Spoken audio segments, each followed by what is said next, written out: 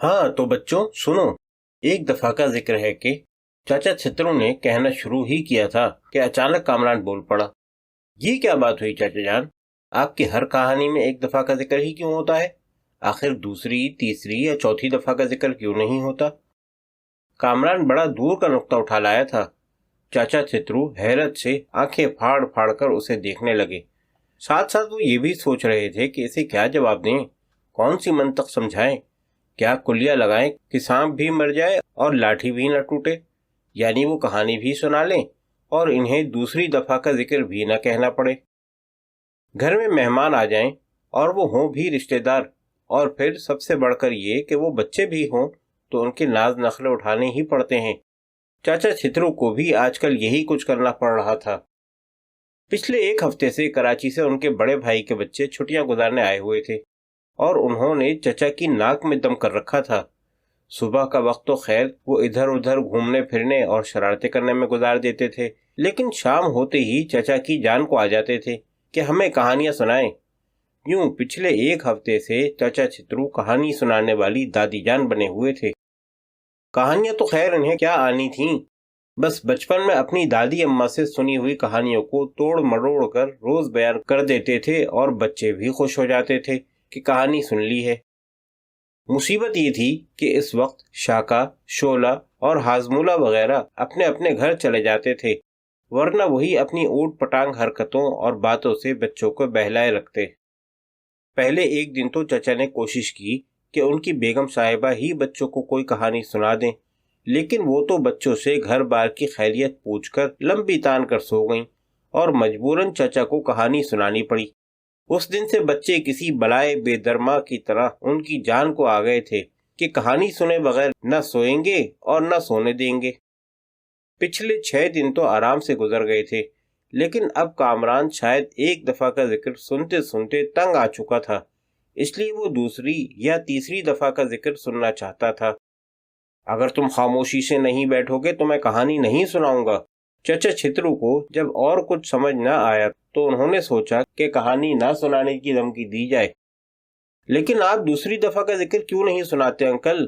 جب اتنی کہانیوں میں ایک دفعہ کا ذکر بیان ہوا ہے تو کسی نہ کسی کہانی میں تو دوسری دفعہ کا ذکر بھی ہونا چاہیے، کامران نے معصومیت سے کہا، اور چچا کا جی چاہا کہ وہ اپنے بال نوچ لیں۔ جاؤ سو جاؤ، میں نہیں سناتا کہانی۔ چچا کو ایک دم غصہ آ گیا اور کامران کے دوسرے بہن بھائی اسے برا بھلا کہنے لگے۔ تم خاموشی سے کہانی نہیں سن سکتے؟ عمران نے کامران کو ڈانٹتے ہوئے کہا۔ لو اور سنو، یہ کیسے ممکن ہے؟ بھلا خاموشی بھی کسی کو کہانیاں سناتی ہے کہ میں خاموشی سے کہانی سنوں؟ کامران نے کہا، اور عمران غصے سے دانت بھینچ کر رہ گیا۔ بھائی جان کا مطلب ہے کہ خاموش بیٹھ کر کہانی نہیں سن سکتے؟ احسان نے بڑے بھائی کامران کو سمجھانے کی کوشش کی۔ خاموش بیٹھ کر کیا، میں تو خاموش لیٹ کر بھی کہانی سن سکتا ہوں، یہ کون سا مشکل کام ہے؟ کامران نے مسکراتے ہوئے کہا۔ اچھا تو تم خاموشی سے جا کر سو جاؤ، چچا چھترو نے تنگ آ کر کہا۔ اچھا انکل، اب نہیں بولوں گا، لیکن آپ کہانی کوئی اچھی سی سنائیے گا، کامران نے ان کی دھمکی سے ڈر کر کہا۔ اگر تم خاموش نہ بیٹھے تو؟ عمران اسے گھورتے ہوئے بولا۔ اسے واقعی کامران پر غصہ آ رہا تھا، جس کی وجہ سے کہانی کا مزہ کرکرا ہو رہا تھا۔ اچھا اب میں خاموش بیٹھوں گا، میں وعدہ کرتا ہوں، کامران نے مسکین سی شکل بنائی۔ یہ وعدہ تو تم دن میں کئی بار کرتے ہو، لیکن پھر بولنا شروع کر دیتے ہو، پتہ نہیں زبان ہے یا قینچی کہ چلتی ہی چلی جاتی ہے۔ آخر تم اتنا زیادہ بولتے ہوئے تھکتے کیوں نہیں؟ ہم سب کو دیکھو کیسے خاموشی سے بیٹھ کر کہانی سن رہے ہیں، اور تم ہو کہ بولتے ہی چلے جاتے ہو۔ کیا تمہیں کسی نے یہ تمیز نہیں سکھائی کہ بڑوں کے سامنے اس طرح زبان نہیں چلاتے؟ عمران نے پورا لیکچر جھاڑ دیا۔ ویسے یہ سب کچھ بولتے ہوئے وہ ذرا بھی نہیں تھکا تھا۔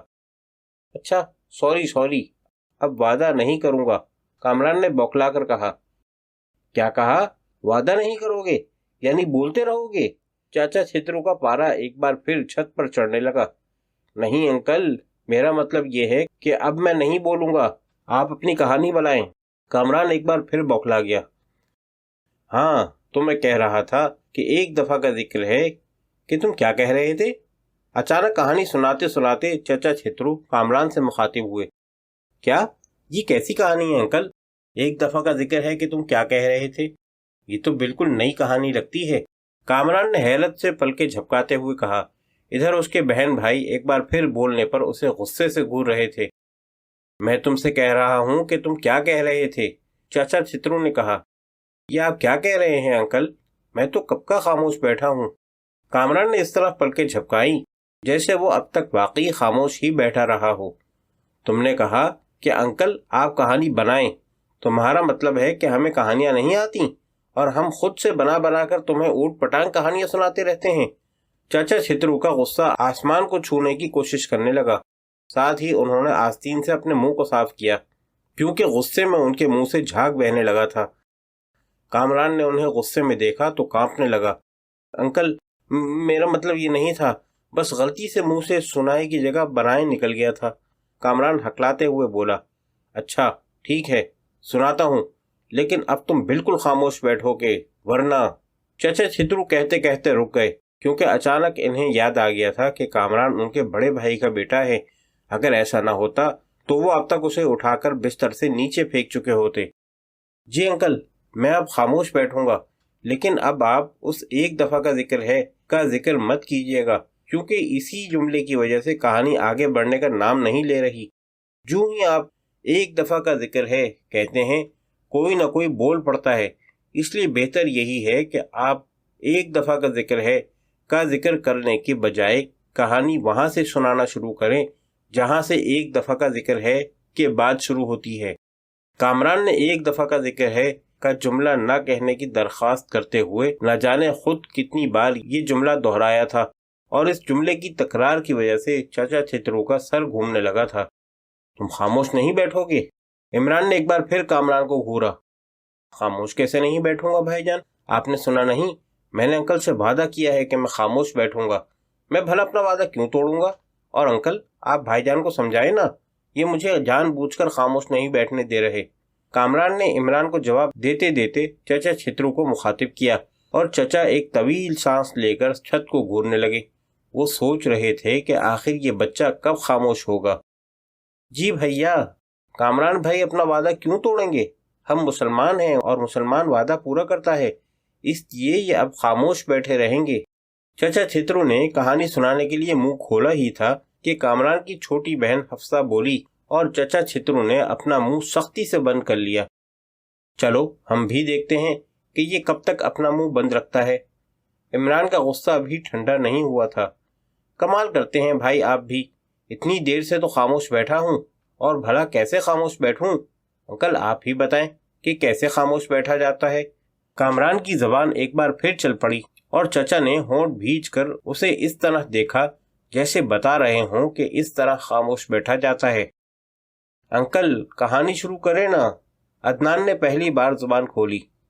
ہاں تو بچوں، میں کہانی سنا رہا ہوں لیکن تم سنانے ہی نہیں دے رہے۔ چچا چھترو نے اپنا سر کھجایا۔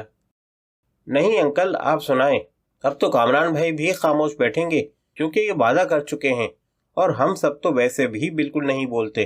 احسان نے کہا۔ اسے کہانیاں سننے کا بہت شوق تھا، اس لیے وہ چاہتا تھا کہ چچا چھترو جلدی سے کہانی سنانا شروع کر دیں۔ ہاں ہاں لو سنو، ایک دفعہ کا ذکر ہے کہ چچا چھترو نے کہنا شروع کیا۔ لیکن انکل یہ تو آپ پہلے ہی 3-4 بار بتا چکے ہیں کہ ایک دفعہ کا ذکر ہے، اب اس سے آگے کہانی سنائیں۔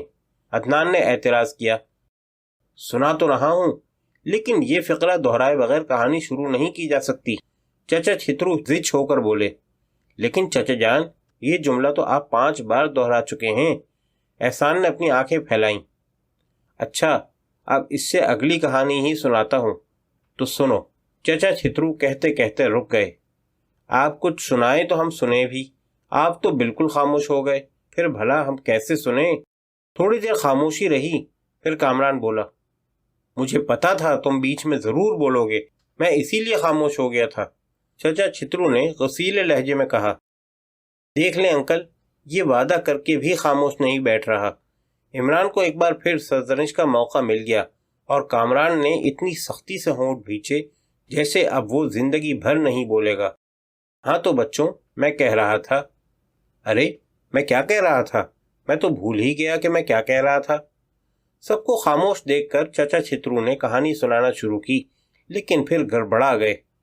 انکل، آپ کہہ رہے تھے کہ ایک دفعہ کا ذکر ہے کہ ننھے احسان نے یاد دلایا۔ ہاں وہ تو ٹھیک ہے، لیکن اس سے آگے کیا کہا تھا میں نے؟ چچا چھترو کی پریشانی دور نہیں ہوئی تھی کیونکہ انہیں یاد نہیں آ رہا تھا کہ وہ کون سی کہانی سنانا چاہتے تھے۔ اس سے آگے تو آپ نے کچھ نہیں کہا تھا، سب نے یک زبان ہو کر کہا، لیکن کامران خاموش ہی بیٹھا رہا تھا۔ یہ سب اس کامران کی وجہ سے ہوا ہے۔ اتنی اچھی کہانی سنانے والے تھے انکل، اور اس نے بیچ میں ٹانگ اڑا دی۔ عمران نے کامران کو غصے سے گھورا۔ آپ کو کیسے پتا چلا کہ انکل کوئی اچھی کہانی سنانے والے تھے، جبکہ انہوں نے تو ابھی تک کہانی شروع ہی نہیں کی تھی؟ کامران دوبارہ بول پڑا۔ بھائی، آپ خاموش نہیں رہ سکتے، اب تو کچھ دیر خاموش بیٹھ کر چچا کو کہانی یاد کرنے دیں۔ احسان نے کامران سے گویا درخواست کی۔ جب خاموش ہوتا ہوں تو بولنے پر مجبور کرتے ہو، اور بولتا ہوں تو پھر شکایت شروع ہو جاتی ہے کہ میں خاموش نہیں بیٹھتا۔ کامران نے جھنجھلا کر کہا، تو بھائی ہم کیا کریں؟ ہمیں بھی تو کہانی سننی ہے۔ اگر سب چپ نہیں بیٹھے تو کہانی کیسے سنی جا سکتی ہے؟ احسان زچ ہو کر بولا۔ ٹھیک ہے، میں خاموشی سے سو رہا ہوں، تم سب اطمینان سے سن لو کہانی، کامران نے کہا، اور اس چارپائی سے اٹھ گیا جس پر وہ سب کہانی سننے کے لیے بیٹھے ہوئے تھے۔ پھر اس نے اپنے اوپر کمبل اوڑھا اور خاموشی سے سو گیا، جبکہ اس کے باقی بھائی بہن حیرت سے پلکیں جھپکا جھپکا کر اس کی طرف دیکھ رہے تھے۔ کچھ دیر سبھی خاموش بیٹھے رہے۔ وہ سب سوچ رہے تھے کہ کامران ابھی دوبارہ اٹھے گا اور ان کے ساتھ آ کر بیٹھ جائے گا اور پھر سے کہانی سننے کی فرمائش کرے گا، لیکن وہ ویسے ہی لیٹا رہا۔ آخر تنگ آ کر ان سب نے اسے آوازیں دینی شروع کر دیں۔ کامران بھائی! سب سے پہلے احسان نے آواز دی، لیکن کوئی جواب نہ ملا۔ کامران! اب کی بار عمران نے آواز دی، لیکن کامران پھر بھی خاموش رہا۔ پھر سب نے باری باری آوازیں دینا شروع کر دیں، لیکن اس نے کوئی جواب نہ دیا۔ کامران بیٹا، آ جاؤ کہانی سننے۔ آخر چچا چھترو نے بھی آواز دی، لیکن جواب ندارت۔ اب تو سب پریشان ہو گئے۔ جب تک کامران بول رہا تھا ان سب کو گراں گزر رہا تھا۔ جیسے ہی وہ خاموش ہوا، ان سب کو یوں محسوس ہونے لگا جیسے اس کی باتوں کے بغیر کہانی سننے کا مزہ ہی نہیں آئے گا۔ چچا چھترو بار بار کہانی سنانے کے لیے منہ کھولتے اور پھر بند کر دیتے، کیونکہ انہیں یوں لگ رہا تھا جیسے اب ان تمام بہن بھائیوں کو کہانی سے کوئی دلچسپی نہیں رہی۔ آخر کافی دیر بعد وہ سب چچا کی طرف متوجہ ہوئے۔ چھوڑیں چچا، اب آپ کہانی سنائیں، کامران تو شاید سو گیا ہے، آخر عمران نے کہا، اور وہ سب ہمتن گوش ہو گئے۔ چچا چھترو نے اس دوران میں خوب سوچ سوچ کر ایک کہانی ذہن میں ترتیب دے ہی لی تھی، اس لیے وہ فوراً ہی سنانے لگے۔ ایک دفعہ کا ذکر ہے کہ، اتنا کہہ کر وہ رکے، لیکن کسی نے بھی ان کے اس فقرے پر اعتراض نہیں کیا۔ وہ حیرت سے سب کو گھورنے لگے۔ آخر وہ دوبارہ بولے، ہاں تو بچوں، میں کہہ رہا تھا کہ ایک دفعہ کا ذکر ہے کہ، انہوں نے فقرہ دہرایا۔ اب انہیں یقین تھا کہ بچے ضرور کچھ نہ کچھ بولیں گے، لیکن وہ اب بھی خاموش رہے۔ اب چچا چھترو ان کی خاموشی سے زچ ہونے لگے۔ تم سب خاموش کیوں ہو؟ آخر انہوں نے پوچھ ہی لیا۔ کیونکہ ہم کہانی سننا چاہتے ہیں، سب نے بیک زبان کہا۔ اچھا، لو سنو۔ ایک دفعہ کا ذکر ہے کہ کچھ بچے اپنے چچا سے کہانی سننے کی فرمائش کر رہے تھے۔ جب بھی ان کے چچا کہانی شروع کرنے لگتے تو ان میں سے ایک بچہ کوئی نہ کوئی بات کر کے کہانی کو روک دیتا۔ آخر سب نے تنگ آ کر اسے جھڑکا تو وہ سو گیا، لیکن اس کے سونے کے بعد اس کے بہن بھائی اداس ہو گئے، اور ان کے چچا کا دل بھی کہانی سنانے کا نہ چاہا، اس لیے وہ سب بھی سو گئے۔ چچا چھترو نے جلدی جلدی کہانی بنائی اور پھر غڑاب سے اپنے بستر میں جا گھسے۔ بچے کچھ دیر تو انہیں آوازیں دیتے رہے، پھر وہ سب بھی مایوس ہو کر اپنے اپنے بستر پر لیٹ کر خواب خرگوش کے مزے لوٹنے لگے۔